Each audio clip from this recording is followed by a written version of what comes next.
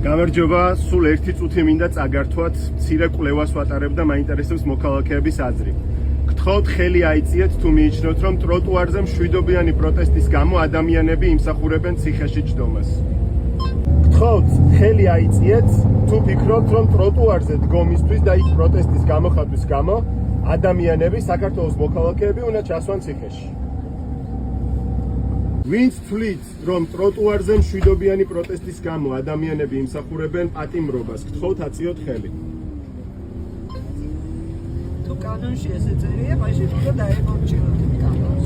თუ ვინმე ფიქრობთ, რომ ტროტუარზე მშვიდობიანი დგომის და პროტესტის გამო ადამიანები უნდა ჩასვან ციხეში, გთხოვთ აწიოთ ხელი.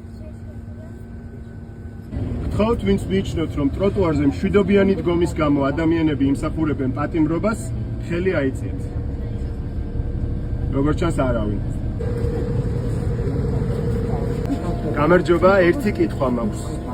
ვინც თვლით, რომ ტროტუარზე მშვიდობიანი დგომის და პროტესტის გამო ადამიანები იმსახურებენ ციხეში ჯდომას, გთხოვთ აიწიეთ ხელი. თუ ამ ავტობუსში ერთი ადამიანიც არ არსებობს, ვინც მიიჩნევს, რომ ეს არის კანონიერი და ვინც მიიჩნევს, რომ ეს ასე უნდა იყოს, მაშინ ვისი სახელით მოქმედებს ხელისუფლება, რომელიც ვითომ ხალხმა აირჩია? ვისი სახელით მოქმედებს სასამართლო, ვისი სახელით მოქმედებს პოლიცია და საერთოდ ვის ხელში არის ეს ქვეყანა?